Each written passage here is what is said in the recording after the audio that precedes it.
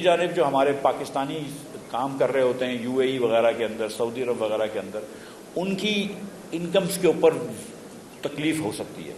اور ہمارے یہاں جو ریمیٹنس بڑھ رہی ہیں اور بڑھتی ہیں، اس کی جو بڑی وجہ ہے وہ یہ نہیں ہے کہ ہمارے پاکستانی وہاں سے ہم کو زیادہ پیسے بھیج رہے ہوتے ہیں. ریمیٹنس سے بڑھتی ہے کہ اور پاکستانی جا رہے ہوتے ہیں جو پہلے اپنی والدہ کو یا اپنی بیگم صاحبہ کو $100 بھیج رہا تھا لڑکا ڈرائیوری کر کے سعودی عرب سے، وہ ابھی بھی $100 بھیج رہا ہے. لیکن پہلے 40 تھے، اب 42 ہونے چاہیے. ہر سال ہم زیادہ لڑکے بھیجتے ہیں. اب کم از کم یو اے ای وغیرہ کے اندر آپ کو روپیہ نہیں ملے گا اور اتنی نوکریاں نہیں ملیں گی. ویسے بھی پاکستانیوں کے لیے کویت ہم کو نوکریاں نہیں دیتا ہے، ویزا نہیں دیتا ہے. یو اے ای کے اندر ویزا لینا جو ہے پاکستانیوں کے لیے جوئے شیر ہو گیا لینا. مطلب جو وہاں پہ رہ رہے ہوتے ہیں ان کو وہ ویزا ایکسٹینڈ کر دیتے ہیں، نئے پاکستانیوں کو ویزا نہیں دیتے. سعودی عرب ہے وہ آپ کو ابھی بھی ویزا دیتا ہے. قطر آپ کو دے دیتا ہے. بحرین بہت چھوٹا ہے، قطر بہت چھوٹا ہے. مطلب یہ سیریسلی یہ گارڈن ٹاؤن جتنے ہیں، مطلب بحرین اور قطر. مطلب بس خالی گارڈن ٹاؤن میں بھی تیل نکل آئے تو یہاں پہ بھی یہ بات ہو جائے گی. سو but you know, I mean, so Pakistanis will have difficulty with remittance. Pakistanis will also have difficulty with exports. So when all of this happens, your exports will تھوڑا سا ماڈریٹ ہوں گے. آپ کے ریمیٹنس تھوڑے سے ماڈریٹ ہو جائیں گے یا کم از کم بڑھنے کی اسپیڈ کم ہو جائے گی. لیکن آپ کے اخراجات ضروری نہیں ہیں کہ کم ہوں، آپ کے امپورٹ ضروری نہیں ہیں کہ کم ہوں، کیونکہ آپ کو تیل وغیرہ لینا ہے وہ آپ کو لینا ہی پڑے گا اور مہنگے نرخوں پہ لینا پڑے گا. لہٰذا کرنٹ اکاؤنٹ پہ پریشر آئے گا. اب کرنٹ اکاؤنٹ پہ پریشر آئے گا تو پھر آپ کا روپیہ جو ہے وہ ڈی ویلیو ہوگا. حالانکہ ایک طرف آپ نے جب انٹرسٹ ریٹ بڑھایا ہوتا ہے تو آپ کا روپیہ بڑھنا چاہیے ویلیو میں، لیکن دوسری طرف آپ کا کرنٹ اکاؤنٹ میں پریشر ہے تو یہ ایک بیلنس ہونا چاہیے.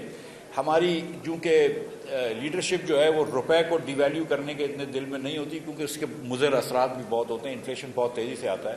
سو Pakistan is going through a lot of trouble.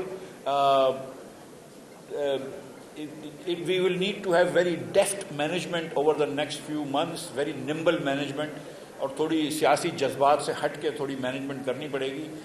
اس کے ساتھ ہم چل سکیں گے. اگلا کچھ مہینے بہت چیلنج ہوں گے. میں ایک آخری بات کر دوں اور پھر یہاں پہ میں رک جاتا ہوں. دیکھیں، ایک $3.5 بلین ہم نے یو اے ای سے قرض لیے ہوئے ہیں. ٹھیک ہے، پہلا جو 150 ملین تھا وہ 96 میں لیا تھا. دوسرا جو 300 ملین تھا وہ 97 میں لیا تھا. پھر 3 بلین میں 2019 وغیرہ میں کبھی لیے. اب وہ ہم نے واپس نہیں کیے کبھی. ان کو ہم سود دیتے رہے اور سود بھی ایک ریزنیبل ہوتا تھا 2-3%. اس سے زیادہ ویسے ہونا بھی نہیں چاہیے. کوئی اتنا زیادہ کنسیشنری لون نہیں تھا. جب ساورنز ایک دوسرے کو دیتے ہیں تو اب ہماری کوئی رسک نہیں ہوتی تو اتنا کم سود تھا. یو اے ای نے بھی ہمارے $800 ملین روک کے رکھے ہوئے ہیں. $800 ملین جو پی ٹی سی ایل میں ان کو دینے جو انہوں نے نہیں دیا. ہم ان سے بحث کرتے رہتے ہیں. ہمارے خیر اینی وے مطلب تھوڑے سے ہم بھی کمپرومائزڈ ہو جاتے ہیں پاکستانی پالیسی میکرز بھی. لیکن ان اینی کیس مطلب یہ I mean they owe us some money but they are not paying us but we owe them $3.5 billion they say. And اب وہ واپس لے رہے ہیں اور اس کو میں یہ سمجھتا ہوں ایز اے پاکستانی کہ بالکل واپس کر دینا چاہیے کہ اپنے کریئرس کے اندر بہت آگے بڑھیں گے. سو I thank all the faculty here on behalf of all the students and on behalf of all Pakistanis, because وہ Aristotle کہتا تھا نا کہ teaching is the most important thing in life profession, because if you teach well and all the next generation is raised well, then all of society's problems can be solved. تو اگر آج کے بچے اچھے ہو جائیں جو ہم لوگوں سے تو انشاءاللہ پاکستان بہتر ہو جائے گا. So I'm really happy to be at a university. یہ جو دیکھیں لڑائی جو ہو رہی ہے، جنگ جو مسلط کی گئی ہے اگر میں کہہ سکوں امریکہ اور اسرائیل کی طرف سے ایران پہ، تو اس کے مضر اثرات میں اس پہ معیشت پہ ہی بات کروں گا، بیکاز اس پہ مجھے آتا ہے. میں اپنا کام کروں گا، فوجیوں کا کام نہیں کروں گا. فوجیوں کو میرا کام کرنا ہے تو کوئی بات نہیں، لیکن میں اپنا کام کروں گا. سوری یہ اتنا سا کہنا تو حق فرض ہے نا ہمارا حق ہے.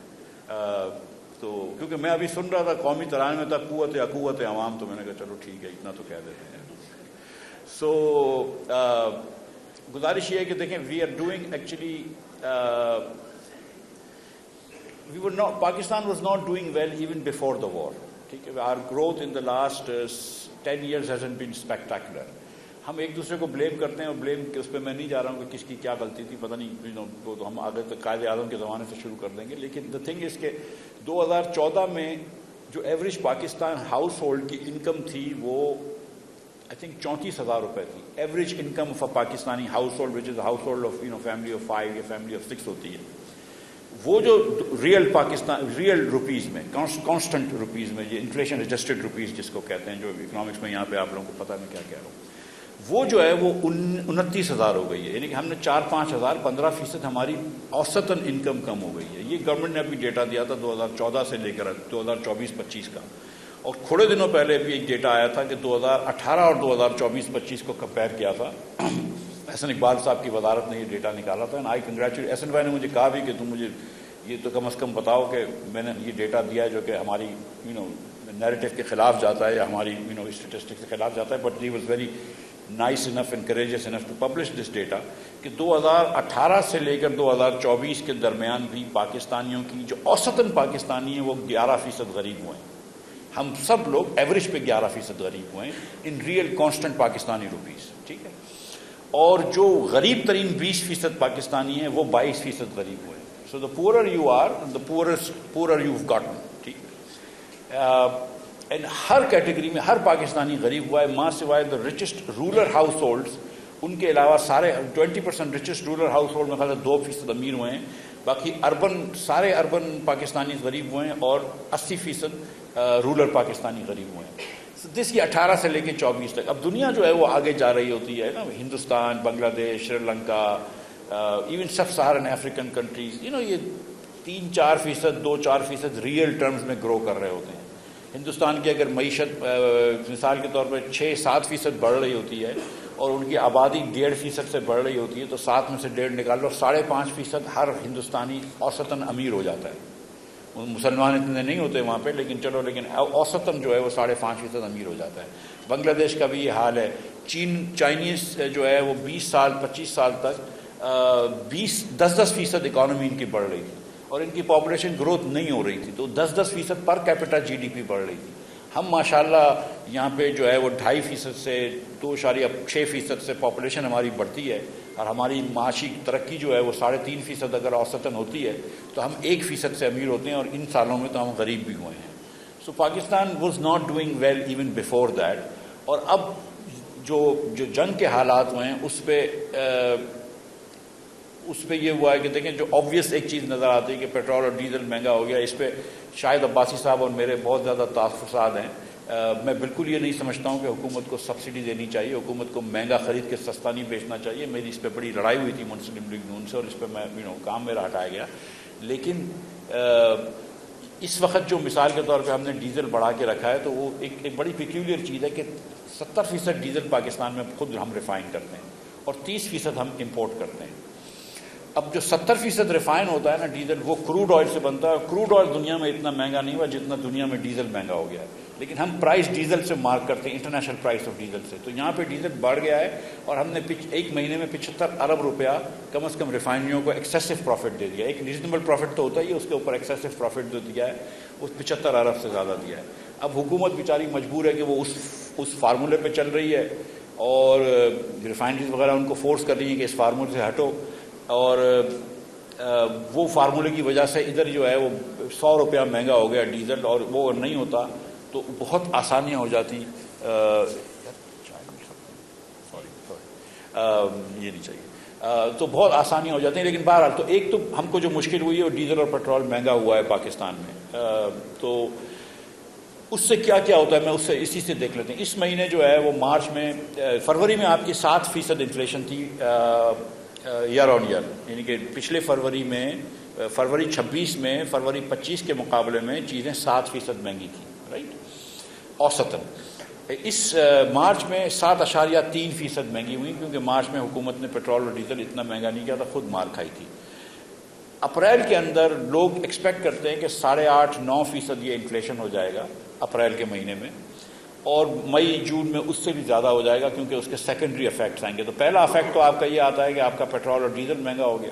ٹھیک ہے. دوسرا افیکٹ یہ آتا ہے کہ مثال کے طور پہ کرائے مہنگے ہو گئے. اب ان میں تو ایکچولی دوسرے دن ہی آ جاتا ہے دوسرا افیکٹ، لیکن کرائے مہنگے ہو جاتے ہیں، چاہے وہ اوبر کے کرائے ہوں، بسوں کے کرائے ہوں لیکن جو خاص طور پہ ہم کو جو ڈر ہوتا ہے پاکستان میں اور پالیسی میکرز کو کہ جب ڈیزل مہنگا ہوتا ہے تو جو پھل جو سبزیاں گاؤں سے آ رہی ہوتی ہیں شہروں میں، اور ساری سبزیاں ہماری کہیں نہ کہیں سے آ رہی ہوتی ہیں، وہ ٹرانسپورٹ مہنگا ہو جاتا ہے. اینڈ سبزیوں کی کیونکہ ویلیو بہت کم ہوتی ہے، transport is a very large part of that cost, so that really goes up. So وہ ایک مسئلہ ہو جاتا ہے. اس سے پھر آپ کا کھانے پینے کی چیزیں مہنگی ہو جاتی ہیں. اور پاکستان کے اندر کیونکہ ہم